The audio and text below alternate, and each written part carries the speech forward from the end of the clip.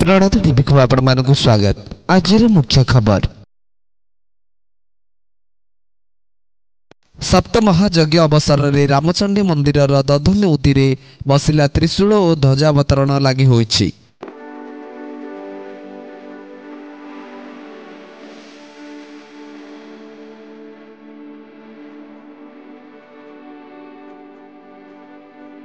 सूचनायोग्य जे छत्रपुर निकटस्थ पूर्णतया ऋषिकुल्या तटवर्ती पुराण प्रसिद्ध शक्तिपीठ मां रामचंडी नूतन मंदिर प्रसाद एवं पार्श्व देवादेवी मूर्ति प्रतिष्ठा महोत्सवर चतुर्थ दिवस तथा पवित्र शनिवार संध्यारे लक्षाधिक भक्तों समागम होइछि।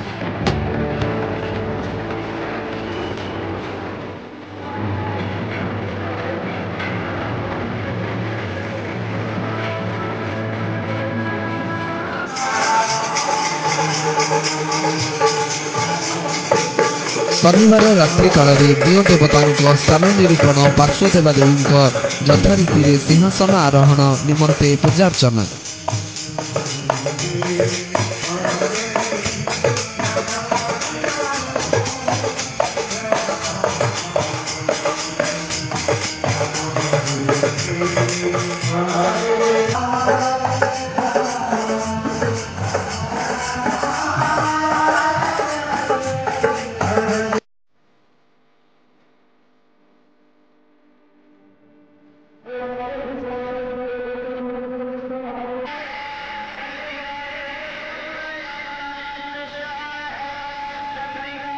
मंदिर चूल शीर्ष त्रिशूल धारण और ध्वजावतरण लगी होइछि। ऋक् साम यजुर और अथर्व वेद मध्य चलिथिबा घृतयज्ञ एवं दीपयज्ञ नामयज्ञ ज्ञानयज्ञ गोयज्ञ अन्नयज्ञ ध्यानयज्ञ आदि रविवार मध्याह्न उद्यापित हेउछि।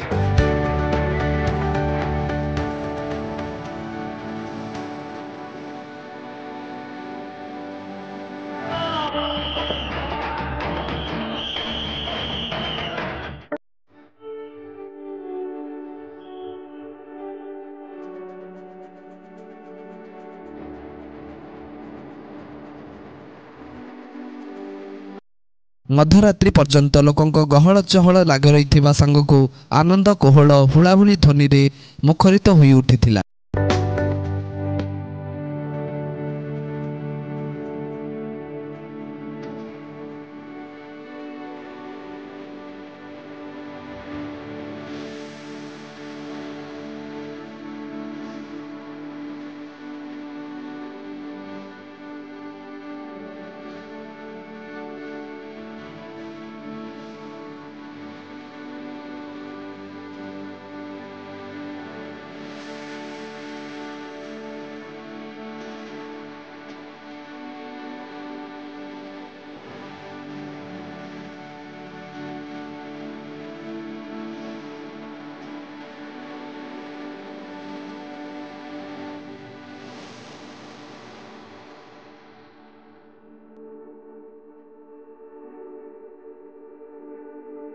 नवादिनात्मक दिन एठारे भक्तिमय परिवेश सृष्टि करिथिला।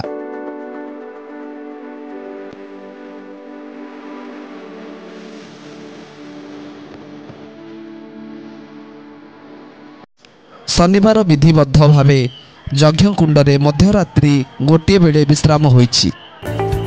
रामचंडी जो यज्ञानुष्ठान उत्सवमुखर हो उठी आज चतुर्थ दिवस एवं आसंता काली पूर्णाहुति हेबो। आज शनिवार अवसर में मां जो दर्शन पाई हजार हजार लक्ष लक्ष लोकंर समागम होती भक्त मान कमिटी वृंदर मध्य आम कमल कुमार पंडा महोदय नमस्कार मु कमल कुमार पंडा संयोजक मां रामचंडी प्रतिष्ठा कमिटी आज आमर शेष दिन काली की आमर पूर्णाहुति होची 12 तारीख आपण मानक अनुरोध समस्ते आसी बहु संख्यार योगदान करंतु। एठी जो प्रतिष्ठा दिवस होइछि 8 तारीख रु 12 तारीख थिला एई प्रतिष्ठा दिवस लक्षाधिक लोकंकर समागम होइछि। बहु संख्यार लोक मंदिर कमिटीर जो अरेंजमेंट होइछि ताकू देखि बहुत खुशी अछंती। मां रामचंडी वर्तमान ए सप्तमहायज्ञ ଆପଣମାନେ ଦେଖିଥିବେ କିଛି ଆଧ୍ୟାତ୍ମିକ ଶକ୍ତି ଏବଂ ମା ରାମଚଣ୍ଡୀଙ୍କର ଯେଉଁ କୃପା ଲାଭ କରୁଛନ୍ତି ଲୋକମାନେ ବହୁତ ଖୁସି ଅଛନ୍ତି। ସେଥିପାଇଁ ଆପଣମାନଙ୍କୁ ଅନୁରୋଧ ଆପଣମାନେ ଆସି ଏଠି ପହଞ୍ଚନ୍ତୁ। ଅନୁସାରେ ଆମର ବଳରାମ ଦାସଙ୍କର ଦାଣ୍ଡି ରାମାୟଣରେ ପ୍ରମାଣ ଅନୁସାରେ ଏବଂ ଶାରଳା ମହାଭାରତର ପ୍ରମାଣ ପଦକୁ ଆଧାର କରି ଏଇଟା କୁହାଯାଏ ଯେ ଭଗବାନ ରାମଚନ୍ଦ୍ର ବନବାସ ସମୟରେ ବିଭିନ୍ନ ସ୍ଥାନରେ ମାଙ୍କର ମୂର୍ତ୍ତି ସ୍ଥାପନ କରିଛନ୍ତି।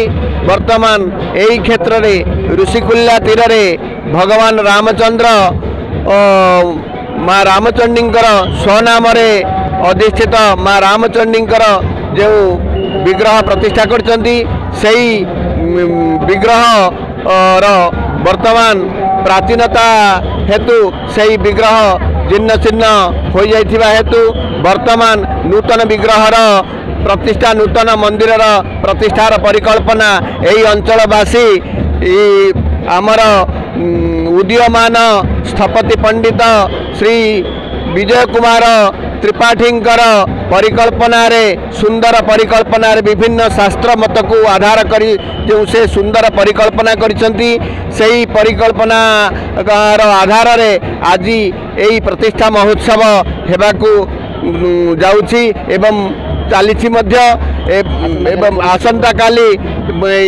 ଏହି ପ୍ରତିଷ୍ଠା ମହାଯଜ୍ଞର ପୂର୍ଣ୍ଣାହୁତି ହେବ।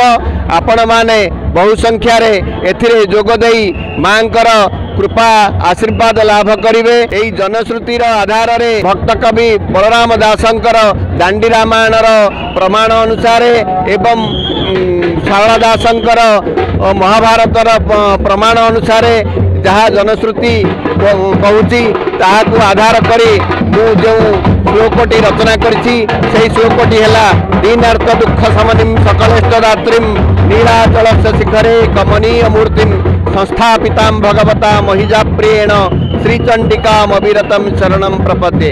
ଏହାର ଅର୍ଥ ହେଲା ଏଇ ଯେଉଁ ଆମେ ବର୍ତ୍ତମାନ ଯେଉଁ ସ୍ଥାନରେ ଆମେ ଦଣ୍ଡାୟମାନ ହୋଇଛୁ ଏହି ସ୍ଥାନଟି ହେଉଛି ନୀଳାଦ୍ରି ଅର୍ଥାତ୍ ଏହି ପର୍ବତର ନାମ ହେଉଛି ନୀଳାଦ୍ରି। ଏହି ନିକଟରେ ନୀଳାଦ୍ରିପୁର ବୋଲି ଗ୍ରାମ ମଧ୍ୟ ଅଛି ସେଥିରୁ ପ୍ରମାଣିତ ହେଉଛି ଏହି ପର୍ବତର ନାମ ନୀଳାଦ୍ରି। ନୀଳାଦ୍ରିକୁ ନୀଳାଚଳ ମଧ୍ୟ କୁହାଯାଏ କାରଣ ଅଦ୍ରି ଶବ୍ଦର ଅର୍ଥ ପର୍ବତ ଏବଂ ଅଚଳ ଶବ୍ଦର ଅର୍ଥ ପର୍ବତ। ନୀଳାଚଳସ୍ୟ ନିକଟେ କମନୀୟ ମୂର୍ତ୍ତିଂ ସଂସ୍ଥାପିତାଂ ଭଗବତା ମହିଜାପ୍ରିୟେଣ। ମହିଜା ଅର୍ଥାତ୍ ମା ସୀତାଙ୍କର ପ୍ରିୟ ହେଉଛନ୍ତି ଭଗବାନ ରାମଚନ୍ଦ୍ର ଏବଂ ଭଗବାନ ରାମଚନ୍ଦ୍ରଙ୍କ ଦ୍ୱାରା ମା ସଂସ୍ଥାପିତ ହୋଇଛନ୍ତି। ସେହି ମା ରାମଚଣ୍ଡୀଙ୍କୁ ମୁଁ ଶରଣ ଯାଉଛି ବୋଲି ଏହି ଶ୍ଲୋକରେ ନିବେଦନ କରାଯାଇଛି ପ୍ରାର୍ଥନା କରାଯାଇଛି। ମା ରାମଚଣ୍ଡୀଙ୍କର ଯେଉଁ ଯଜ୍ଞାନୁଷ୍ଠାନ ଚାଲିଛି ଏହି ପରିସର ଉତ୍ସବ ମୁଖର ହୋଇଛି ଏବଂ ରାମଚଣ୍ଡୀଙ୍କର ନୂତନ ବିଗ୍ରହ ଏବଂ ମନ୍ଦିରକୁ ଦର୍ଶନ କରିବା ପାଇଁ এই যে মা মানে লাইন লাগিଛନ୍ତି ঘଣ୍টা ঘଣ୍ଟା ଧରି। ତେଣୁ ଆମେ ଜଣେ ମାଉସୀଙ୍କୁ ପଚାରୁଛେ ମାଉସୀ କେଉଁଠୁ ଆସିଛନ୍ତି ଆପଣ? ଗଞ୍ଜାମ ମନୋରମା ରଣା। କେଉଁଠୁ ଆସିଛନ୍ତି? ଗଞ୍ଜାମ। ଗଞ୍ଜାମ।